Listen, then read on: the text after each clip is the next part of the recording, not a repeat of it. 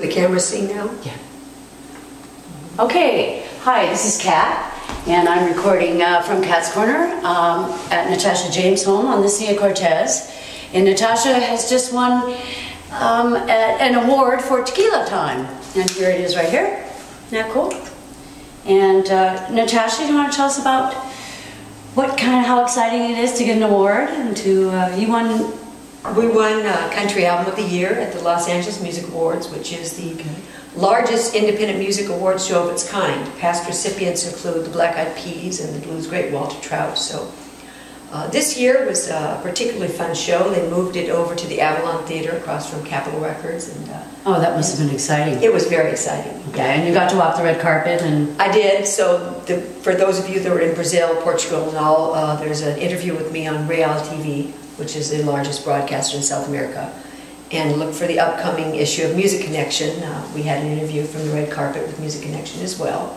Okay. And I have some exciting news. All right. We just made the Hot 100 Artists of 2009 in Music Connection. Oh, how cool! On top of winning the Country Awards. And in addition to that, we are being considered as a nominee for the New Music Weekly Awards in about 5 different categories. So. Wow, that's very cool. Yeah. Now, where can people buy your album? But first of all, let's give them your web address. www.natashajames.com. Okay. And myspace.com, Natasha James Music. Pretty much anywhere they want to buy the record. iTunes, Amazon, Amazon.com. If they have Borders or Barnes & Noble certificates, that's fine. There's a lot of the old-fashioned brick-and-mortar stores across the country that carry the record. But you can download it off iTunes, right? You can, and you can download... they make a thing called MP3 albums nowadays as well, I found out. I don't recommend that. I like it when people buy the actual CD. The quality's better. It is better. It is better. They can do whatever they want, you know. That's true. Yeah. And they will. Yes, and they will. Yeah. Okay, now we had fun making the record. That was kind of funny. We did the rough tracks in 4 days, which is really very quick. Ronnie Rivera is our engineer, and he's just stellar. It took about a day to get tones and drum sounds, which is fast. And my bass player, Steve Evans, who's currently on tour with Elvin Bishop and with Chris Kane, he got tired of waiting for me to put a tour together. I'm sorry, babe, but I need work. He's a great bass player. He's played with everybody, Roy Rogers, Charlie Musselwhite, Eddie James, whatnot. At any rate, he says, there's no way we're going to get 17 songs done in 4 days. And I said, watch me. Yeah, exactly. Yeah. And we did. But, you know, we went in there, we threw them down live. So we didn't know which tracks of the guitar, myself or Ian, who's our regular touring guitar player, Ian Lansome, who also used to play with Elvin Bishop, by the way. It's kind of funny. Right. Okay. We didn't know which ones we'd save, so I ended up being in the ISO booth. And our keyboard player was in the large room, you know, but we had gobos around the B3. Then we had other guitar players amp out as you come into the control room. This is up in Prairie Sun in Cotati, California. It's a great recording place. Okay. Is that where you recorded your first album, or no? That was at a different place? No, I recorded Bad Judgments and the rest time at the plant in Sausalito. Okay, it's a venerable place. All the Jimi Hendrix recordings with Eddie Kramer were done there. Metallica, we did use the room in Metallica redid. Okay. And actually the plant has since shut down. Oh, has it? And the rest is kind of video we shot there as well, in Studio B though.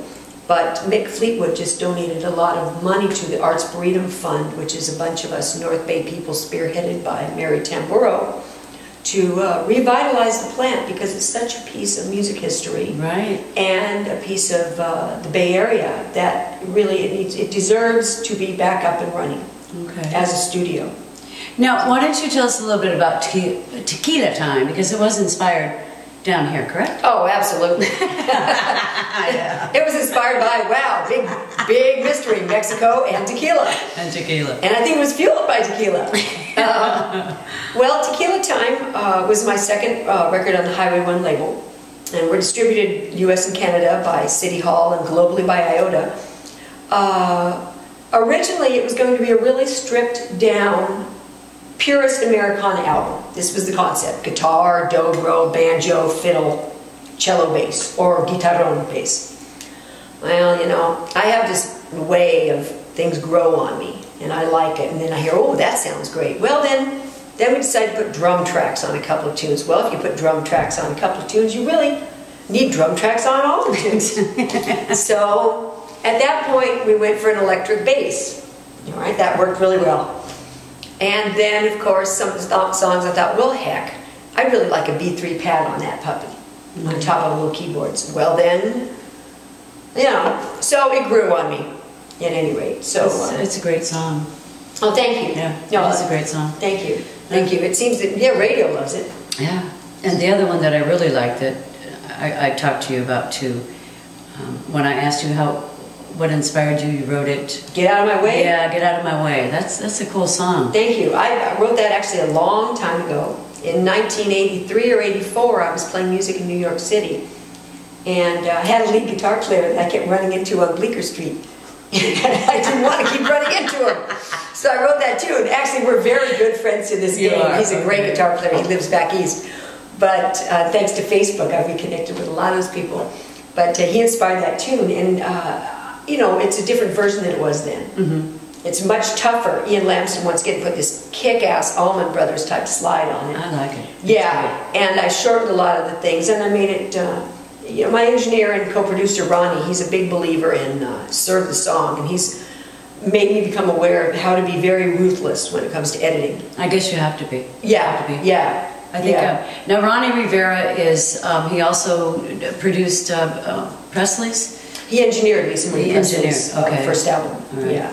He's got some of the best ears in Los Angeles. And he's been in the business for many, many years. 20-odd years. Yes. Yeah, he's worked with the best in the business, and he's got some of the best ears in the business. And it's really fortunate to have him. I had him on the other records as well, and I'll continue to if it, you know, it's working. So it's not broken. I'm not fixing it.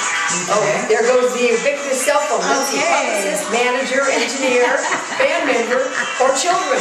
Take your pick. They're not getting answered right now. Okay, then we're not going to answer. We're just going to let it ring. Yeah. Okay. And that's not a country music cell phone tone, as you probably noticed. Okay. Reality. All right. That's real. Hey, yeah. I think your other tune was Straight to Hell that you liked a lot. Yeah, I loved it. That's one of my favorites too. Yeah, that was one of my favorites. So why don't you tell us how what inspired you to write Straight to Hell? Good whiskey and bad men. That's why I liked it so well. Yeah.